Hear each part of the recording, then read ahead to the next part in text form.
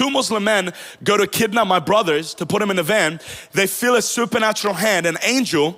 Both Muslim men feel an angel tie their hands behind their head. Man, you guys are so bold and so courageous, and what they don't understand is the reason we preach like this is because of our background. We were born and raised in Egypt, where we were the Christian minority. My dad was preaching to Muslims. Muslims were coming to Christ, and the government and the Muslim Brotherhood threatened my dad. They threatened my dad and told him, if you don't stop preaching Jesus, we're gonna kill you, your wife, and your kids. And my dad just kept on preaching. I was like, Cookie, to my dad, so we call him Cookie. I was like, you gotta stop preaching, I'm gonna die. And he literally just kept on preaching. And this is the miracle. And I kind of want to tell you quickly our background. My dad decided, instead of planting a church in Egypt, he decided, I'm gonna preach Jesus to the Muslims. Muslims will come into Christ. Under apostasy laws, Islamic laws, under Sharia law, if a Muslim leaves Islam and converts to another religion, under Islamic law, the Muslim is an apostate and they must die. In Islam, you're not allowed to leave Islam. They'll kill you. It's a mafia. And if you convert a Muslim to Christianity, the Muslim dies, and also the family or the pastor that converted the Muslim must also die. So my dad was already putting all our lives in danger, and he just kept on going. So he was already this crazy Arab guy that didn't care about anything. But this is kind of the pinnacle of our story, and this is kind of the end of when we decided to move to Australia as refugees. My dad was preaching to kind of a living room of Muslims, and there was a Muslim lady in a hijab listening. And at the end of his message, the Muslim lady repented, turned to Jesus, took her hijab off. And my dad didn't know that her husband was a leader of a Muslim terrorist group.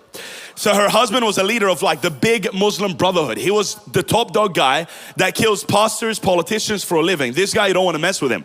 He finds out his wife is converted to Christianity, and he wants to take revenge on my dad. And the way he was going to take revenge, he was going to kidnap my brothers who were 5 and 9 years old, baby boys. He was going to kidnap them from the school bus, behead them, put them in a bag, send the bag to the front door of my dad's house to teach him a lesson: don't preach Jesus again. And that's how Muslims do it. Muslims will literally, the whole idea of terrorism is terrorists literally comes from terror. They want to terrorize you. They want to silence you, paralyze you. They want to put fear in you. And that's why if you see Muslims, they wouldn't kill someone in private. They'll kill them in public to put fear in the rest of the preachers. So in Egypt, they'll kill a pastor. They'll hang his wife or something. Why? They want to tell the rest of the pastors, don't mess with us.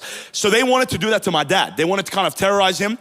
So the Muslim Brotherhood leader sent 2 Muslim men in a van to the school bus where my brothers go to school. At 7 in the morning, they were going to kidnap my brothers, behead them. The 2 Muslim men come at 7 in the morning in a van. As they see my brothers at the bus stop, they try to get out to kidnap my brothers, but they felt frozen in the van. They didn't know what was going on. This is about 20 years ago.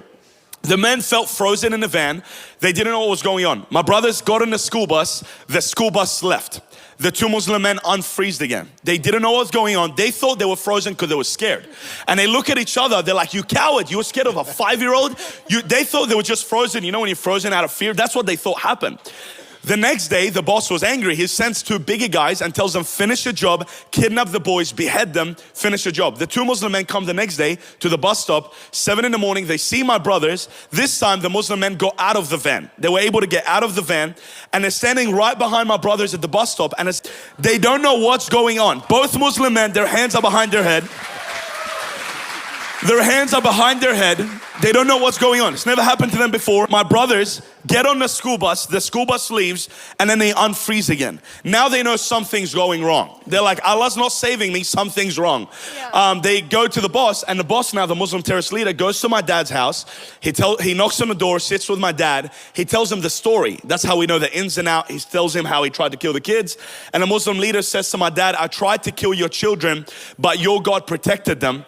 And that Muslim leader becomes a Christian and turns to Christ. So this is the background where we come from.